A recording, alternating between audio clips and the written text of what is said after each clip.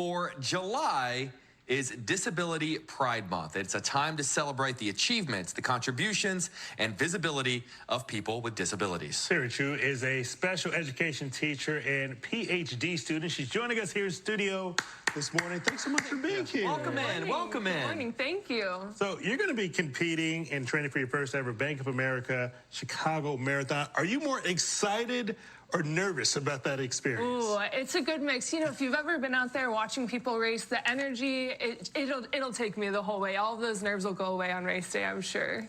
You know, so many people, I think we forget sometimes that people that are taking part in a marathon, they're doing it for a reason. They're doing it for a purpose. They're not doing it just because they want to go 26 miles. Yeah.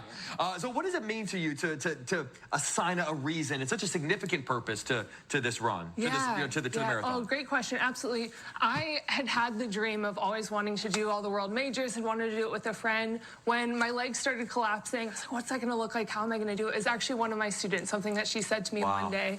I had given them an assignment to write about a hero, and I was shocked that she wrote about me. Wow. And she said that, you know, my sharing about my disability made her feel encouraged that she could do things and totally re-envision her future. And so for me, it went from a dream, a goal of personal ambition to one of what can we do for the future generation? How can we open up more opportunity for adaptive sports, which has changed my whole career. One student's comment, you never know what you turn into a teacher sometimes can change your whole life. So the way I would have just openly wept an ugly cry reading that paper. Oh my God.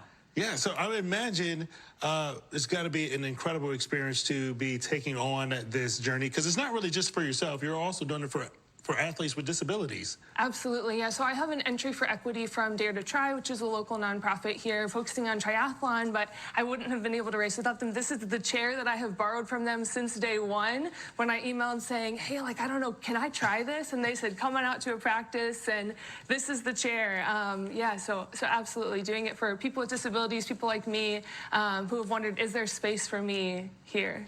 Well, you know, I've got to ask, because, you know, we've lived near sort of the marathon path, so I always go out in the morning and sort of kind of watch the first couple of waves. Absolutely. And, you know, and I've seen people in the chair before, and I always think, listen, there's no aspect of a marathon that is easy, that you never, and there's no degree of ease in any way.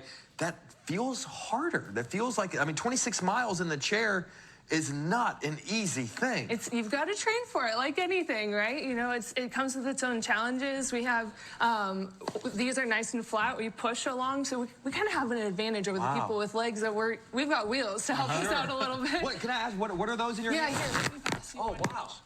Yeah, so these are gloves. They're 3D printed. Oh, okay. Actually, student innovation over the University of Illinois. They're thinking, I can make these gloves better. And they went to their makerspace and came up with these.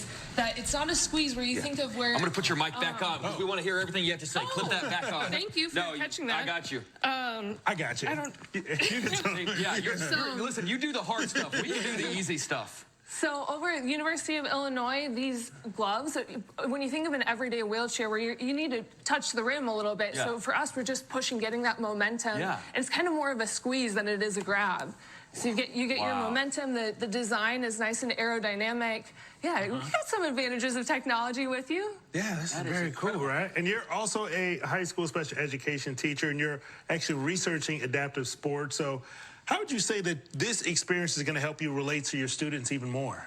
Oh, that's a great question. Yeah, I think, you know, so much of my research comes from my students and my own experiences. You know, there are a million questions that we can ask, and getting out there and living it really changes things and changes perspectives. Yeah, I guess generating new questions to ask my students and to hear more from them and hear their perspectives of what they want to know when they envision the future and how they see themselves, of what opportunities they have or worries that they have about, could I do that in the future? That there's possibility there. There's all sorts of ways. You know, I really do love this story of you reading this paper by this one student and kind of changing the course of your life. It stands to reason that there could be someone at home watching this news segment, and it impacts them maybe in the same way that that paper impacted you. What do you hope someone takes away from your mission and what you have accomplished and you're continuing to accomplish? Yeah, you know, from the first time that I started thinking of myself in adaptive sports, I have a progressive condition, right? So wondering when is the right time for me to enter into this adaptive sports space. It took 5 years from when that first thought came through to when I finally showed up at a practice, and a nudge from a friend telling me, like, you should go. So, you know, I was worried I was going to take up a space that belonged to somebody else. And so my thought would be, there's space for you. Yeah. Come on out. We want you here. You're welcome. There's over 70 adaptive sports. So for me, maybe it's marathon. For you, maybe it's dance or something like that. There's so many opportunities. And I imagine your students got to be so proud of you. What's been their reaction to knowing that you're going to be participating in the marathon in a couple of months? You know what's wild is I have only told 3 people. One of them being my mom. Yeah, more people know now. Yes.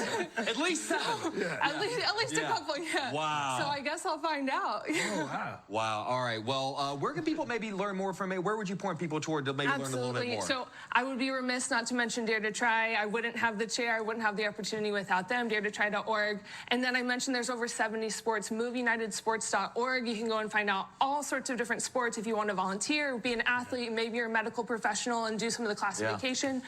There's so many different ways to get involved, and I would encourage people to just, you know, take a look and show up on race day and watch those first waves of athletes. The first time I saw racing wheelchairs was Chicago Marathon 2019. That's so cool. Yeah. And now you're jumping in yourself. Now I'm giving it a go. Well done. Well done. Congratulations to you in advance. Yeah, Thank you so much. Yeah. Thank you for having me. We're gonna have her back on the show, but we'll let you we'll do the race and then we'll let you have a breather. Yeah, and come back and join us. Yeah. Then you can tell 10 more people about it. Yeah, exactly right. All right, guys, don't go.